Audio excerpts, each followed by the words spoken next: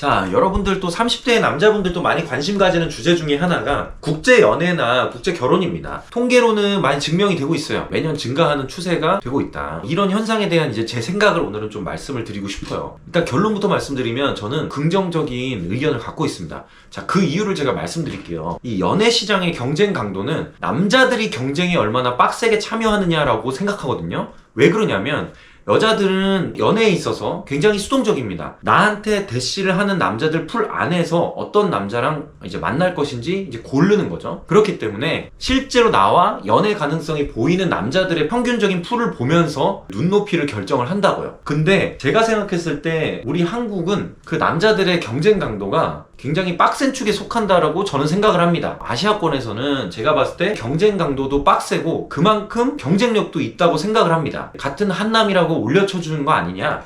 이렇게 생각하실 수도 있겠죠?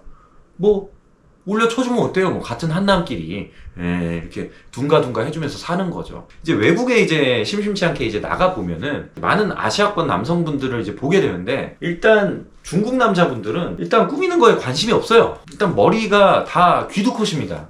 기두컷 중에서도 산모컷이에요.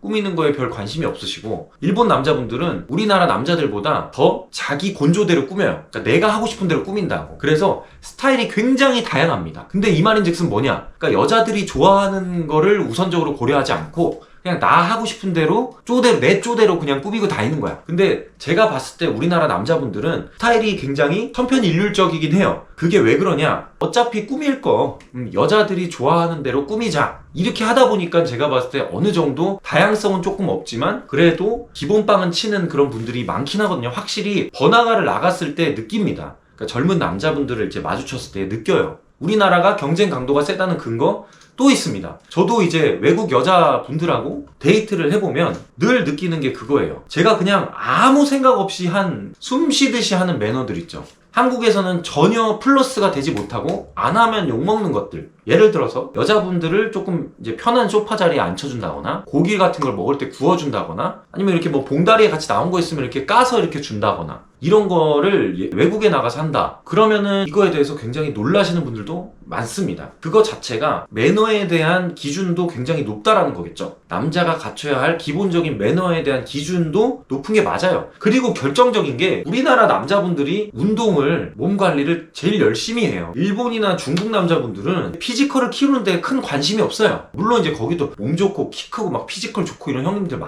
많은데 그러니까 번화가를 갔을 때 마주치는 사람들의 평균을 내보고 제가 드리는 말씀이에요. 딱 느낍니다. 한국 남자분들이 그래도 제일 괜찮아요. 아시아권에서는 제가 봤을 때 경쟁력이 꽤 있어요. 근데 이게 이럴 수밖에 없는 게 우리나라 문화 자체가 오지랖이 넓고 남의 시선을 신경을 많이 쓰는 문화란 말이에요. 그러니까 우리나라는 다른 사람들한테 좀만 친하면 야 너 옷 좀 그거 아닌데? 머리 스타일 그거 아닌데? 야 너 피부 관리 좀 받아라. 야 너 면도 좀 제대로 해라. 이런 말을 서스름 없이 해주는데 이거는 외국에서는 굉장한 신뢰입니다. 이거. 우리나라는 굉장히 심심치 않게 그냥 이런 말들을 하잖아요. 그리고 또 곧잘 받아들여요. 이거는 남녀 상관없이 제가 봤을 때 우리나라 여자분들이 제일 잘 꾸미고 제일 이뻐요. 그거 맞습니다. 어딜 나가나. 그리고 반대로 했을 때도 우리나라 남자분들이 잘 꾸미고 자기 관리나 이런 게 제일 괜찮습니다. 어쨌든 그렇기 때문에 저는 이 경쟁 강도가 높은 한국에서 벗어나서 이 다른 나라를 간다라는 거는 저는 그렇게 생각하거든요.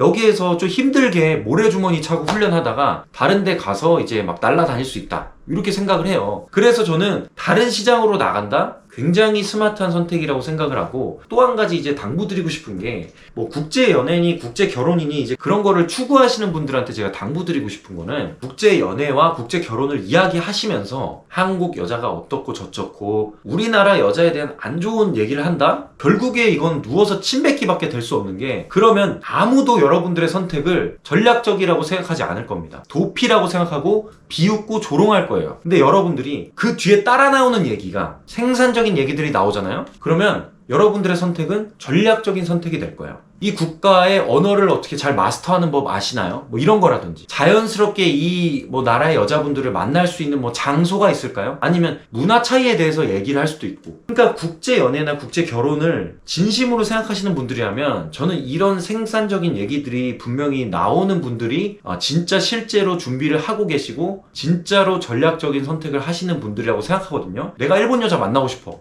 그런 분들의 알고리즘은 당연히 일본어 공부, 일본어 문화 이런 것들로 꽉 차 있을 거라고 생각을 합니다. 전략적으로 같은 남자로서 스마트한 선택이라고 생각을 합니다. 그 뒤에 따라 나온 얘기가 생산적인 얘기를 하면서 국제 연애와 국제 결혼을 논하시는 게 여러분들에게도 좋을 거라고 생각합니다. 저는 여러분 솔직한 얘기를 나누고 싶은 거지 수준 낮은 얘기를 나누고 싶진 않아요. 그래서 조금 여러분 조금 댓글 좀 이렇게 제발 부탁드리니까 좀 이렇게 아시겠죠? 예.